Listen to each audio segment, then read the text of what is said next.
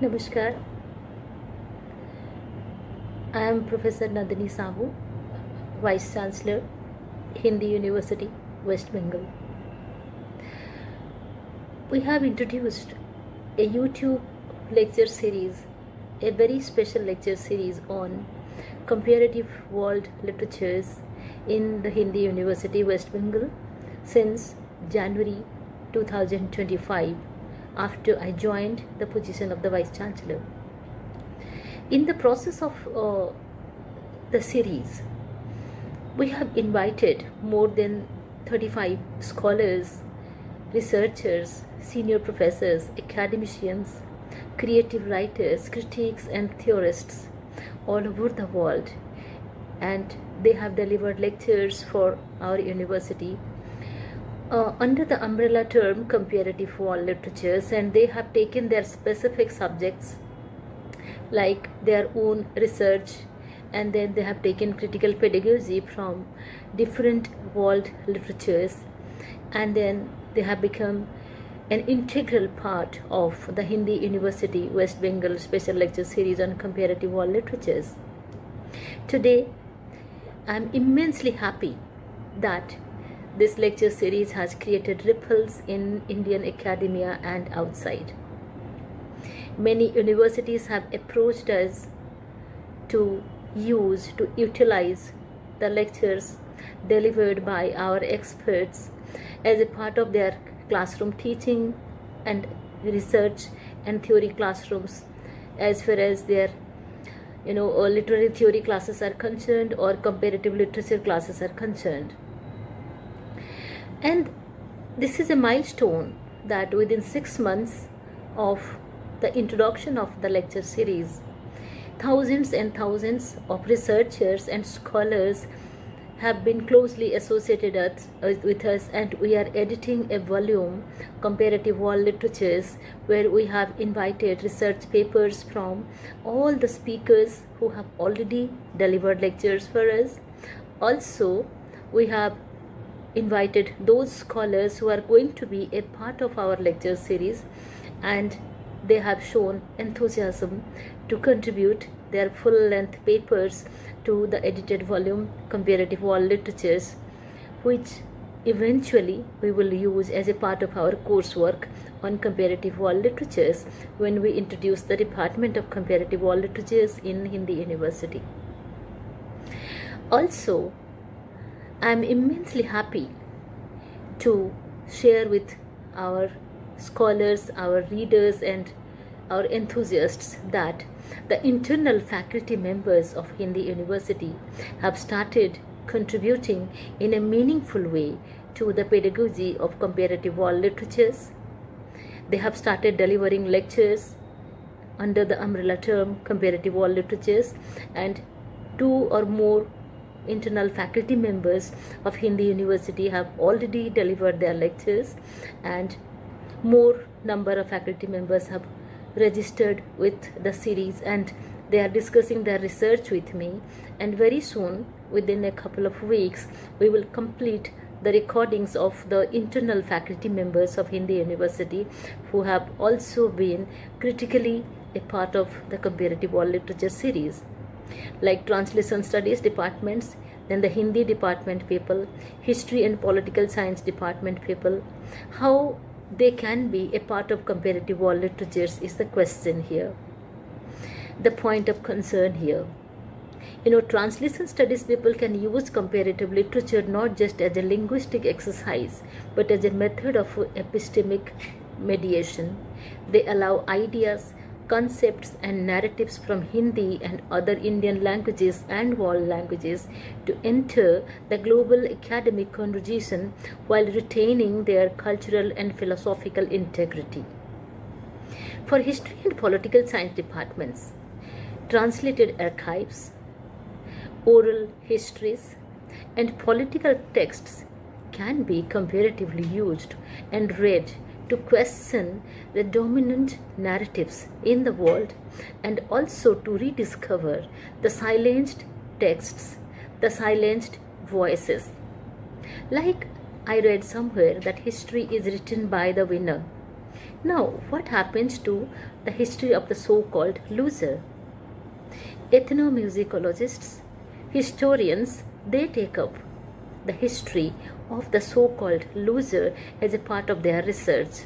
So this is what our history department people are doing, and I'm very happy to share that many of them have been highly published, and they are working on ethnomusicology, on history and pedagogy of the historical texts, which are also a part of the comparative world literatures in a very intertextual and polyphonic way, in a very interdisciplinary, transdisciplinary and multidisciplinary way. For history and political science people, translated archives and oral histories and political texts, they speak out for the people who are marginalized, who are the subaltern, who do not have a voice. And this makes comparative literature a methodology of resistance against epistemic colonialism, epistemic violence against the subaltern. And then when it comes to languages for global theorization, through comparative literature frameworks, Hindi and other literature departments, they can be, they take it as a part of their history, their research and publication, and these researches can be used as models for a theoretical source in their own rights, producing indigenous concepts, aesthetic categories, and political critiques. Comparative readings of Hindi texts in our Hindi university, alongside the world literatures, they can help political science people explore cultural nationalism, which we are successfully doing, subaltern politics, and movements of resistance, while history can locate them in specific temporal and sociological and social contexts.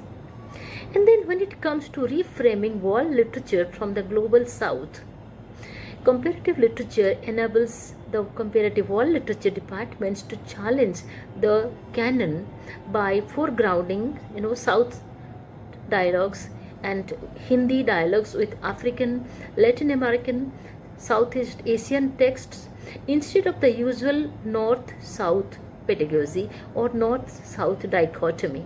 We believe in inclusivity and flexibility, and through this comparative world literatures lecture series, we have been successfully doing it, and I am very happy to share here that not just external experts but the internal faculty members from Hindi, translation studies, history and political science departments from our university have been substantially contributing. They have been delivering lectures. Comparative literature enables the world literatures to challenge the canons, and also how comparative literatures engage with political science to map these literary exchanges against patterns of decolonization, post-colonial alliances, and transnational solidarity movements is the point of concern here, and our faculty members have been constantly discussing these ideas and ideologies with me, and they have been contributing to the lecture series through publications and through lectures, and we are sharing those YouTubes with you continuously. History can trace the deep structures of cultural memory, migration, labor through these comparative readings. And when it comes to memory studies or mnemoculture, through comparative world literature's pedagogy, we are also contributing to the narratives as archives of political and historical knowledge systems. Literary texts, when approached through comparative literature, become the alternative archives for history and political science, preserving the dissent, everyday resistance, and emotional registers that are absent in our state records. We are making the silenced voices speak. Through translation studies, we play a crucial role by making such living archives, by creating such living archives on dying languages, on dying cultural heritages, and we are making those available, and we are enabling the cross-cultural research and pedagogy through this lecture series. Hindi's vast corpus of novels, poetry, and folk literature becomes a living laboratory for these archival excavations. We are dealing with Hindi literature, Bengali literature, English literature, and all other Indian languages and literatures, and also world literatures through this particular very important series that has created ripples in Indian academia. Comparative literature has become a pedagogical common for us.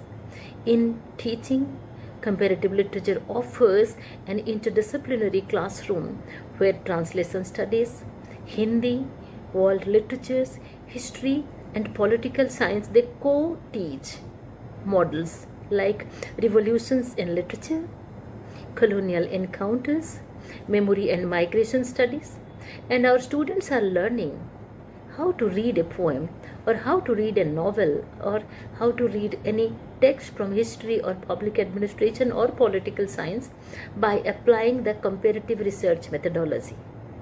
We are very rich in research methodology classes in the Hindi University. In fact, our faculty members take very special classes on research methodology for our students, and those classes are extremely useful for the students, and they have given me the feedback about it. This fosters the 21st century research skills, critical multilingual reading, cross-cultural analysis, and the ability to recognize literature as both aesthetic and political action. The personal is political, isn't it? So in the Hindi University, the matters that we discuss as a part of our personal discourses through this comparative world literature series are also our political, academic, and social statements. We have created ripples, we have created a signature of our own, a brand of our own, brand Hindi University. Once again, I congratulate all the external speakers who have also contributed to our comparative world literatures lecture series, and the internal faculty members who have started contributing to the series in a big way. Thank you. Namaskar. गुड्डी कुमारी, हिंदी विश्वविद्यालय की शिक्षिका, हिंदी और अनुवाद विभाग से। तुलनात्मक विश्व साहित्य पर हमारे विश्वविद्यालय की कुलपति आदरणीय professor vice chancellor Nandini Sahu madam के द्वारा समय समय पर वेबिनार आयोजित करवाए जाते रहे हैं, और मैं आज बहुत गौरवान्वित महसूस कर रही हूँ कि मैं भी आज इस सीरीज का हिस्सा बनी हूँ। और मैं प्रोफेसर नंदिनी साहू मैडम को अपना प्रणाम निवेदित करते हुए अपना बात शुरू करना चाहती हूँ।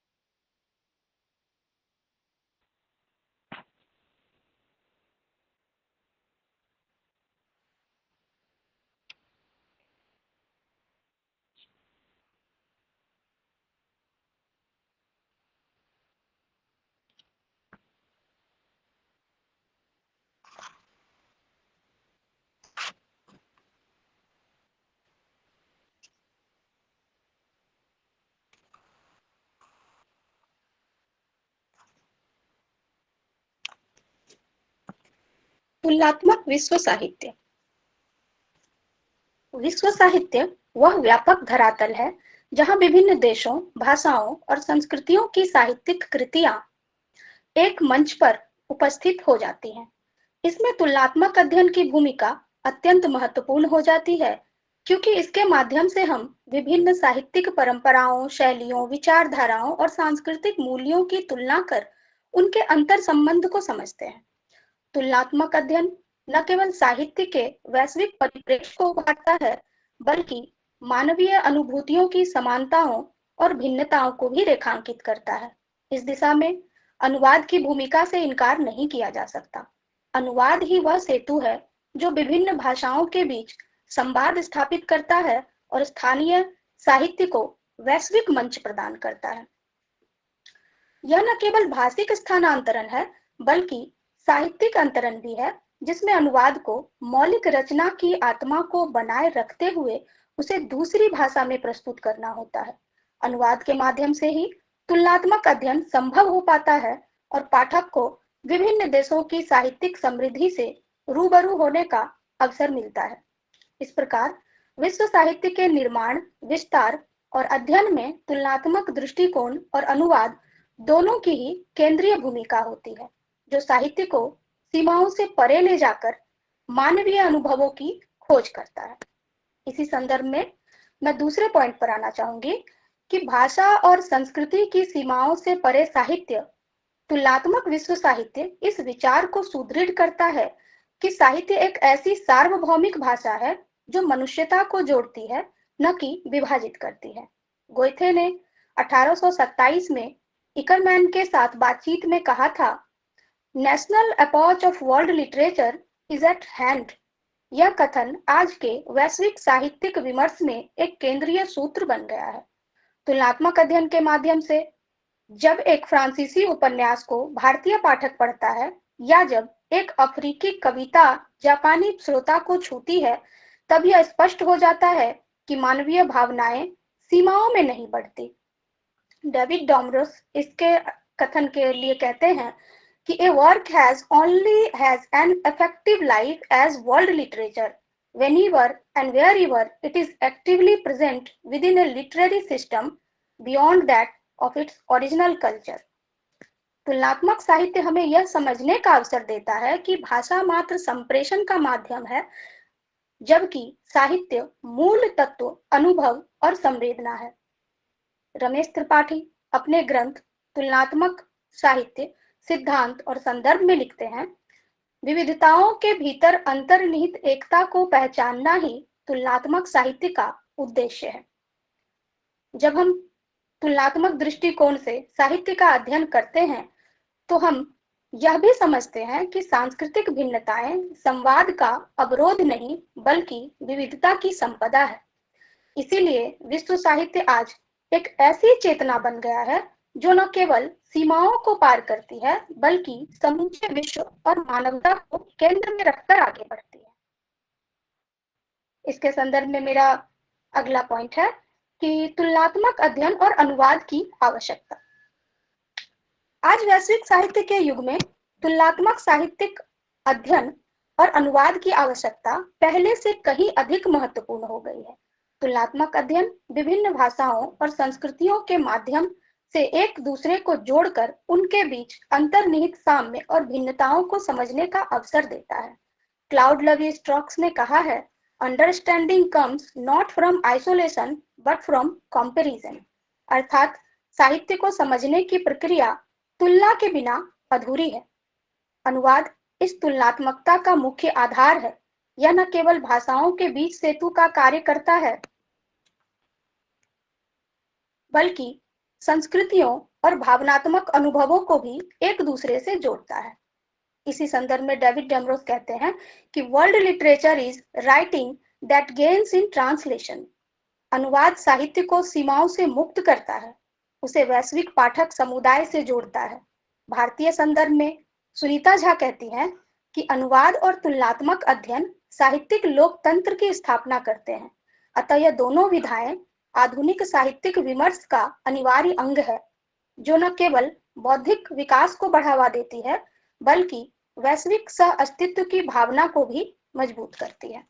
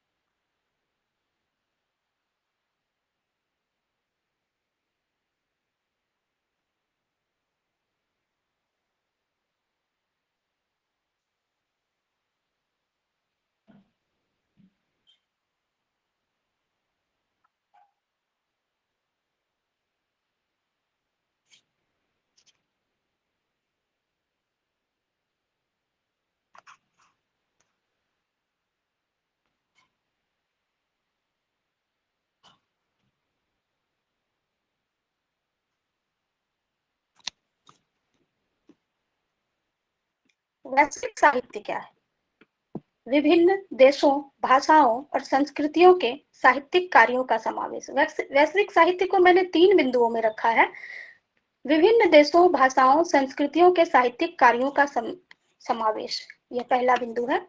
तुलनात्मक विश्व साहित्य में वैश्विक साहित्य उस व्यापक साहित्यिक परिप्रेक्ष्य को दर्शाता है जिसमें विभिन्न देशों, भाषाओं और संस्कृतियों के साहित्यिक कार्यों को एक साझा मंच पर रखा जाता है।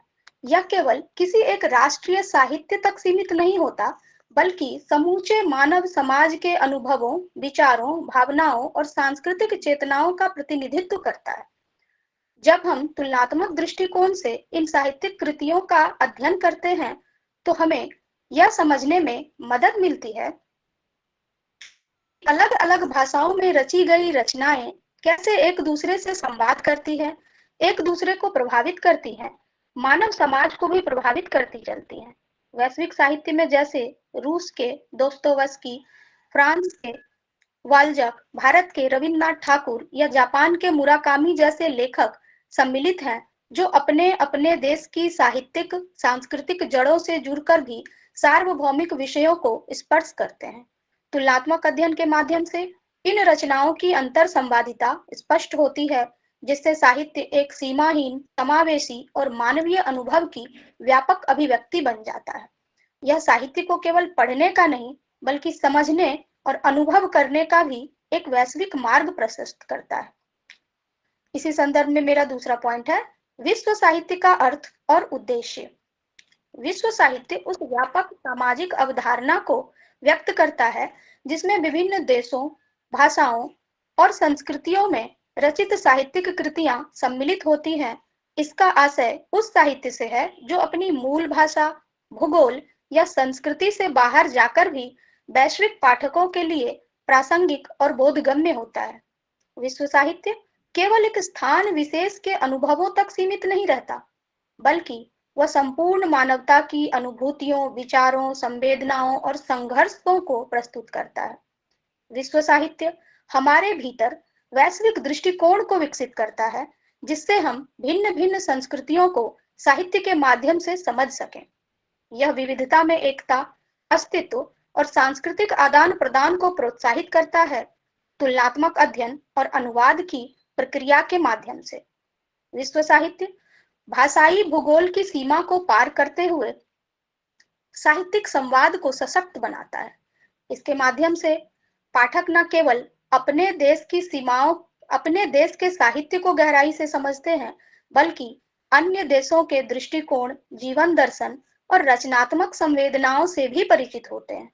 इस प्रकार विश्व साहित्य का उद्देश्य मानवीय चेतना को साझा रूप से उजागर करना और सांस्कृतिक सहिष्णुता को बढ़ावा देना है। इस संदर्भ में मेरा अगला पॉइंट है, गेटे द्वारा विश्व साहित्य की संकल्पना। विश्व साहित्य की संकल्पना को सर्वप्रथम प्रसिद्ध जर्मन लेखक योहान वुल्फमैन वॉन गेटे ने 19वीं शताब्दी की शुरुआत में प्रस्तुत किया था। गेटे का मानना था कि साहित्य अब केवल किसी एक राष्ट्र की परिसीमा में सीमित नहीं रह सकता, बल्कि उसे विश्व स्तर पर पढ़ा, समझा और सराहा जाना चाहिए। विभिन्न देशों की सांस्कृतिक और साहित्यिक रचनाओं को एक दूसरे से संवाद करना चाहिए और श्रेष्ठ रचनाओं का अनुवाद होकर पूरी दुनिया तक पहुंचाना चाहिए।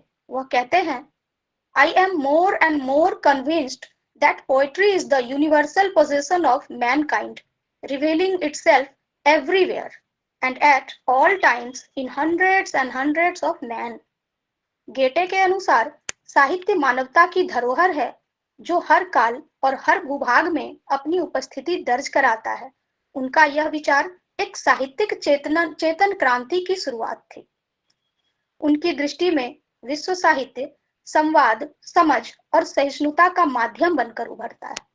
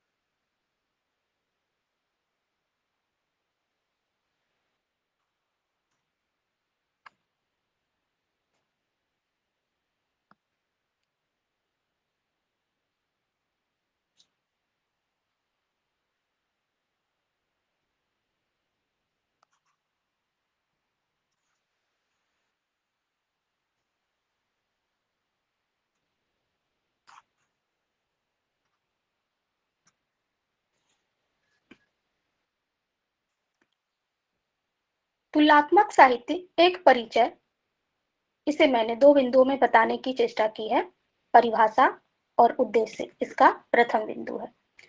तुलनात्मक साहित्य एक अंतर विषयी साहित्यिक अध्ययन की विधा है जिसमें विभिन्न देशों, भाषाओं, संस्कृतियों और साहित्यिक परंपराओं की रचनाओं का आपसी संबंध, समानता और भिन्नता के आधार पर विश्लेषण किया जाता है। यह साहित्य को किसी एक भाषा या राष्ट्र की सीमा में बांधने के बजाय परिप्रेक्ष्य में देखने का दृष्टिकोण प्रदान करता है। तुलनात्मक साहित्य का उद्देश्य सांस्कृतिक संवाद बहुलता की समझ और मानवीय मूल्यों की व्यापकता को बढ़ावा देना है। इसके माध्यम से यह जाना जाता है कि भिन्न-भिन्न सामाजिक, राजनीतिक, ऐतिहासिक और सांस्कृतिक संदर्भों में रचे गए साहित्य एक दूसरे से किस प्रकार संवाद करते हैं। यह अनुशासन, अनुवाद, आलोचना, दर्शन, इतिहास और अन्य कलाओं के साथ समन्वय करते हुए साहित्य को गहराई से समझने में सहायक होते हैं। तुलनात्मक साहित्य विविधता में निहित एकता की खोज करता है और साहित्यिक अध्ययन को सीमाओं से मुक्त कर एक वैश्विक मानवीय चेतना की ओर ले जाता है। दूसरा बिंदु पर मैं आना चाहती हूँ, साहित्यिक कृतियों का पारस्परिक अध्ययन। विश्व तुलनात्मक साहित्य के अंतर्गत साहित्यिक कृतियों का पारस्परिक अध्ययन विभिन्न भाषाओं, संस्कृतियों और कालखंडों की रचनाओं को एक साथ रखकर उनकी अंतर संवेदना, समानताओं और भिन्नताओं को समझने की प्रक्रिया है। यह अध्ययन केवल शैली या विषय पर नहीं बल्कि सामाजिक, दार्शनिक और सांस्कृतिक दृष्टिकोण से भी होता है। उदाहरण के तौर पर प्रेमचंद और टॉल्स्टॉय की रचनाओं में सामाजिक यथार्थवाद, कालिदास और शेक्सपियर में नाटकीय सौंदर्य और प्रकृति चित्रण, टैगोर और गोइथे में मानवतावाद की झलक देखी जा सकती है। इसी प्रकार जापानी लेखक हारुकी मुराकामी और काफ्का की लेखनी में आधुनिकता और अस्तित्ववाद के बिंब उभरते हैं। अफ्रीकी लेखक चिनुआ अचेवे और दक्षिणी अमेरिकी लेखक गैब्रियल गार्सिया मार्केज की रचनाओं में उपनिवेशवाद और लोक चेतना की समान अभिव्यक्ति मिलती है। वह पारस्परिक अध्ययन से यह स्पष्ट होता है कि साहित्य भिन्न होते हुए भी मानवीय अनुभवों की साझा भूमि पर खड़ा है।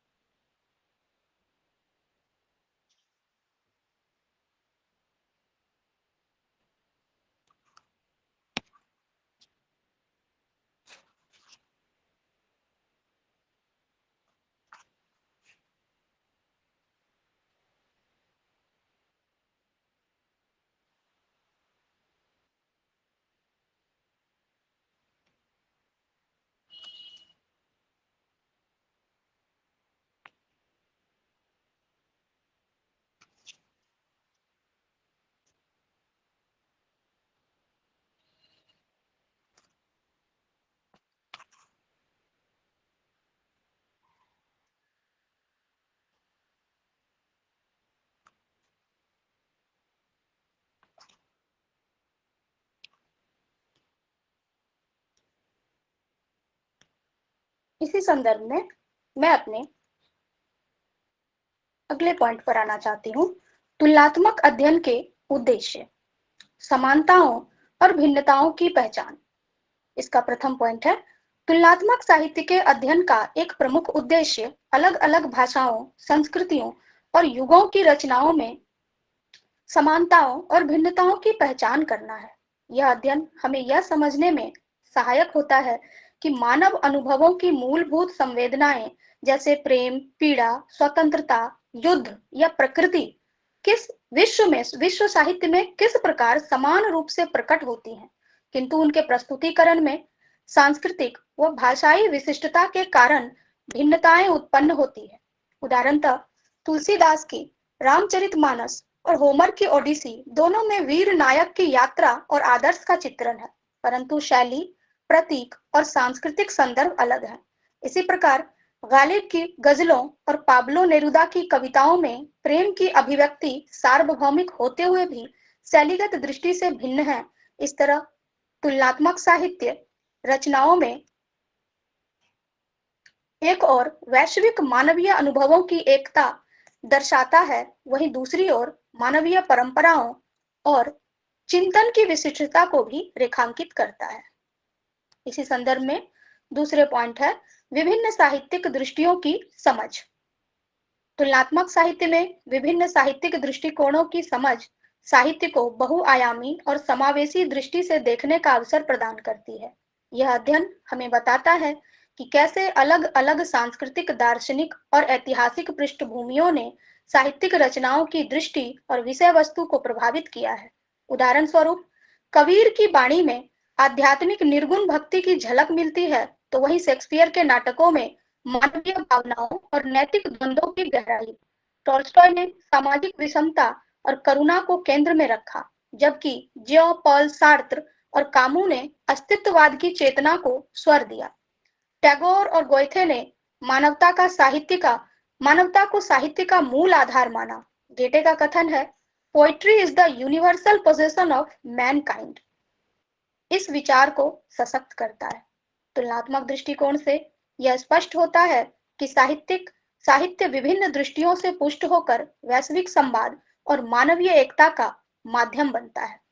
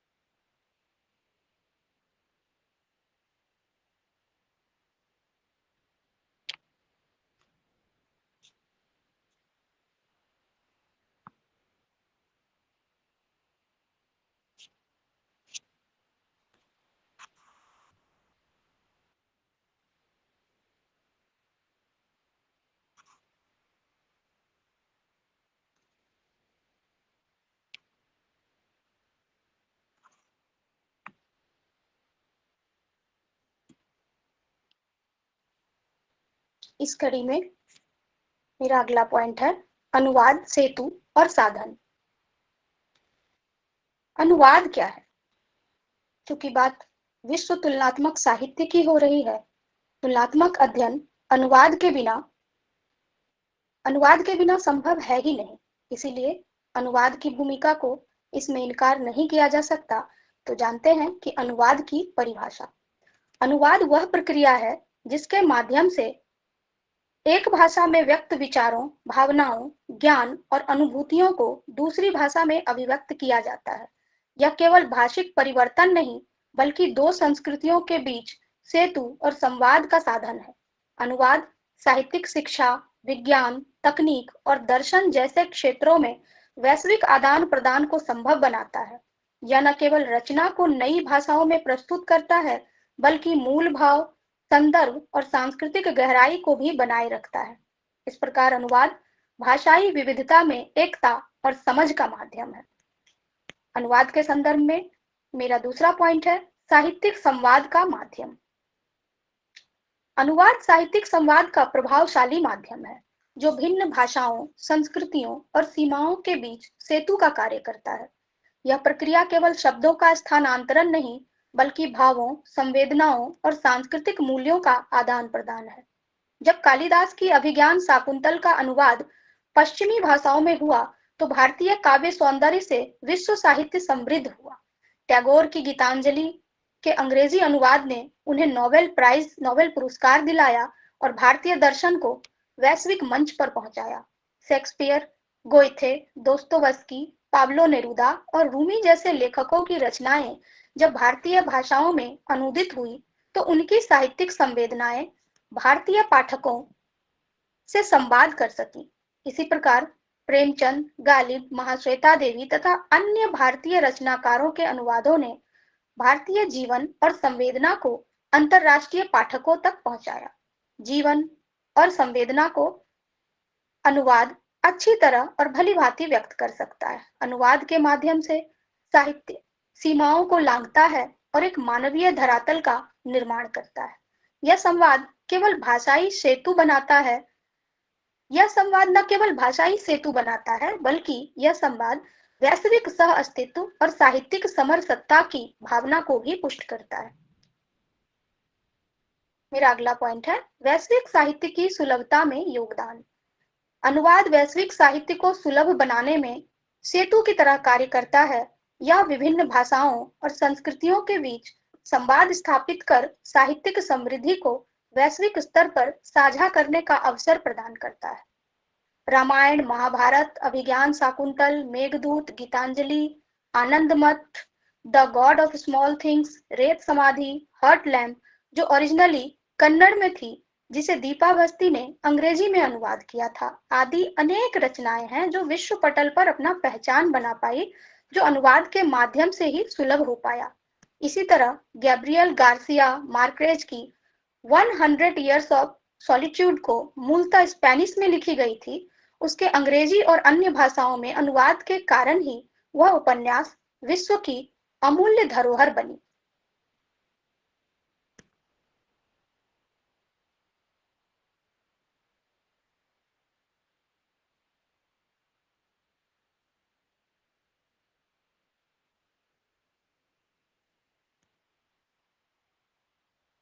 वेद, उपनिषद, मानव आत्मा, ब्रह्म और सृष्टि के रहस्यों पर यह गहन प्रकाश डालती है।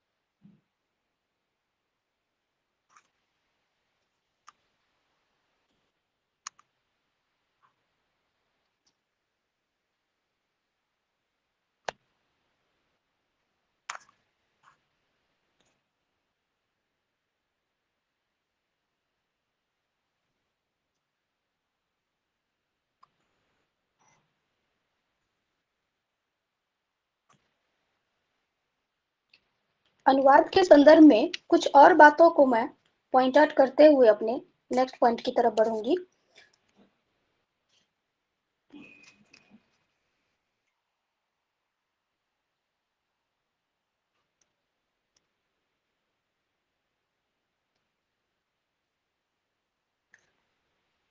गैब्रियल गार्सिया मार्क्वेज की 100 Years ऑफ सॉलिट्यूड को, जो मूलतः स्पेनिश में लिखी गई थी, उसके अंग्रेजी और अन्य भाषाओं में अनुवाद के कारण ही वह उपन्यास विश्व साहित्य की अमूल्य धरोहर बनी। 2 भागों में प्रकाशित मिगेल दे सेर्वांतिस का उपन्यास डॉन किखोते दे ला मांचा हिस्पानी संसार की महत्वपूर्ण क्लासिक कृतियों में से एक है। इसे पहले आधुनिक उपन्यास के रूप में भी मान्यता प्राप्त है। प्रकाशन के 400 साल बाद भी अगर यह उपन्यास प्रासंगिक है, तो अपने विषय के साथ-साथ अनुवाद को भी यह श्रेय है, जिसके कारण यह समय और इतिहास में अपनी जगह के प्रति एक व्यंग्यपूर्ण आत्म-सजगता आज भी पाठकों को आकर्षित करती है। सेर्वांतिस और उनका उपन्यास आज के दौर के राजनीतिक और सामाजिक नजरिए से भी पढ़ा जा रहा है। रामायण के संदर्भ में 1987 में लिखे 300 रामायणास 5 एग्जाम्पल्ड एंड 3 थॉट्स ऑन ट्रांसलेशन शीर्षक लेख में ए.के. रामानुजन कहते हैं कि किसी भी क्लासिक पाठ को पढ़ने के तरीके हैं जो समय के साथ साथ बदलते रहते हैं और एक मूल पाठ से हटकर भी हो सकता है।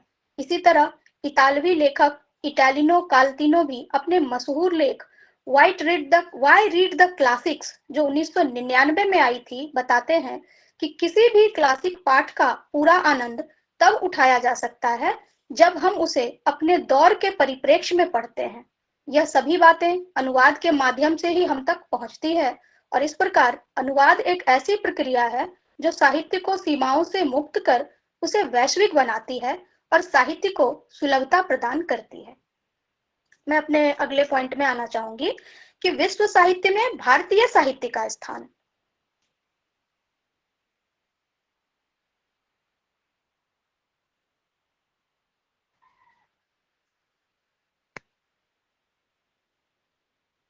इसे मैंने 2 पॉइंट में रखा है।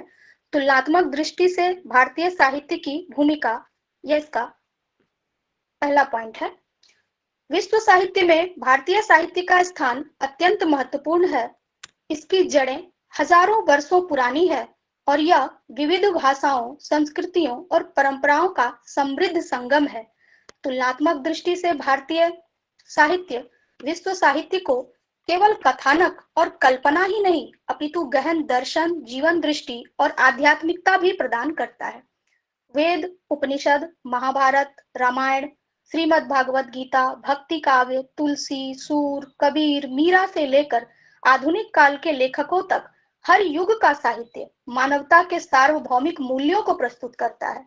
जहां पाश्चात्य साहित्य में आत्मविश्लेषण और मनोवैज्ञानिक दृष्टिकोण अधिक प्रमुख है, वही भारतीय साहित्य समष्टिगत चिंतन, करुणा, धर्म, निष्ठा पर बल देता है। अनुवादों के माध्यम से भारतीय साहित्य अंतरराष्ट्रीय विमर्श के और वैश्विक साहित्य को समृद्ध करने में अहम भूमिका निभा रहा है। इसी के संदर्भ में इसे और बल प्रदान करते हुए ये मेरा अगला पॉइंट है कि रामायण, महाभारत, गीता आदि धार्मिक ग्रंथों सहित आधुनिक भारतीय ग्रंथों का वैश्विक रूप से अनुवाद। भारतीय साहित्य की प्राचीन कृतियां रामायण, महाभारत, श्रीमद् भगवद गीता, वेद, पुराण, उपनिषद आदि भारत की सांस्कृतिक और आध्यात्मिक धरोहर ही नहीं, बल्कि इनका वैश्विक साहित्य में भी अमूल्य योगदान है। इन ग्रंथों का विश्व की अनेक भाषाओं में अनुवाद हो चुका है, जिसमें मानवता के सार्वभौमिक मूल्यों, धर्म, कर्म, सत्य और आत्मबोध की शिक्षाएं विश्व भर में पहुंची हैं। रामायण और महाभारत जैसे महाकाव्य नैतिकता, कर्तव्य और संबंधों की जटिलता को जिस रूप में प्रस्तुत करते हैं, वह विश्व के किसी भी साहित्य में दुर्लभ है। गीता का दर्शन न केवल आध्यात्मिक मार्गदर्शन देता है, बल्कि नैतिक संघर्ष भी सिखाता है।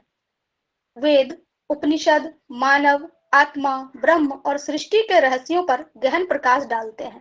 इन ग्रंथों के अनुवादों ने भारतीय साहित्य को वैदिक संवाद में एक सशक्त उपस्थिति प्रदान की है, जिससे विश्व साहित्य की गहराई, विविधता और दर्शनात्मक समृद्धि में उल्लेखनीय वृद्धि हुई है।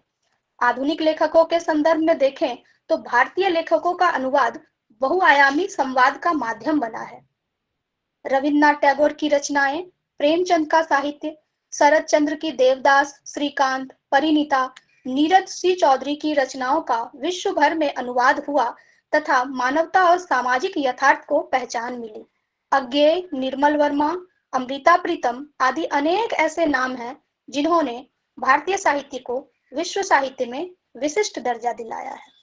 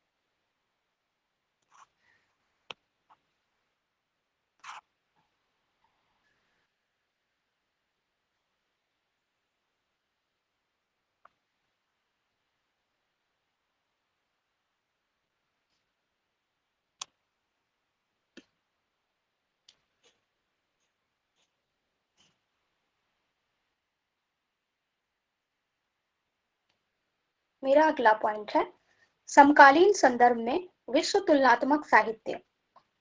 इसके संदर्भ में ग्लोबलाइजेशन और डिजिटल युग का प्रभाव।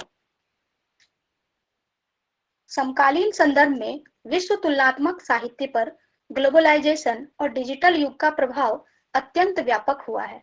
Amazon, Kindle, Google books, education app, justice project, Gutenberg जैसे प्लेटफॉर्म ने विश्व साहित्य को एक क्लिक मात्र से सुलभ बना दिया है। अनुवाद और ई लाइब्रेरी के माध्यम से टॉल्स्टॉय, मैक्सिम गोर्की आदि अन्य पाश्चात्य विद्वानों को भारतीय विश्वविद्यालय के पाठ्यक्रमों में शामिल किया गया है तथा किया जाता रहा है। भारतीय विद्वानों को भी विदेशी लेखकों विदेशी लेखकों के साथ भी विदेश के विश्वविद्यालयों और पाठ्यक्रमों में पढ़ाया जाता है। इस तरह ग्लोबल और डिजिटल प्रभाव ने तुलनात्मक साहित्य को न केवल व्यापक दृष्टिकोण दिया बल्कि उसे सहज और सरल भी बनाया है, जो हमारे लिए अत्यंत उपयोगी सिद्ध हो रहा है। अब तुलनात्मक विश्व साहित्य में हम कुछ आधुनिक विमर्शों पर भी चर्चा करते हैं। जैसे आधुनिक विमर्शों में स्त्री विमर्श, दलित विमर्श, किन्नर विमर्श आदि अनेक विमर्श हैं, किंतु इन तीन विमर्शों को मुख्य रूप से देखा जा रहा है। विश्व तुलनात्मक साहित्य में स्त्री विमर्श, दलित विमर्श, किन्नर विमर्श आदि विभिन्न समाजों की पीड़ा, संघर्ष और पहचान की तलाश को उजागर करते हैं। ये विमर्श केवल एक स्थान या देश की नहीं बल्कि वैश्विक चेतना से जुड़ी है। ओम प्रकाश वाल्मीकि की जूठन और टॉनी मॉरिसन की बिलव्ड दलित एवं अश्वेत के सामाजिक बहिष्कार एवं जातीय अत्याचार से जुड़ी रचनाएं हैं, तो वर्जीनिया वुल्फ की ए रूम ऑफ वन वंस और महाश्वेता देवी की द्रौपदी स्त्री चेतना के विद्रोह और स्वायत्ता को वैश्विक संदर्भ में प्रस्तुत करती है। लक्ष्मी नारायण त्रिपाठी की आत्मकथा मी हिजड़ा, मी लक्ष्मी और सुसन स्ट्राइकर के लेखन लैंगिक अस्मिता के बहस को सशक्त बनाते हैं। इस प्रकार तुलनात्मक साहित्य विविध विमर्शों को तुलनात्मक विश्व साहित्य के मंच पर लाकर खड़ा कर देता है तथा वैश्विक अनुभवों को नई दृष्टि और गहराई प्रदान करता है। अब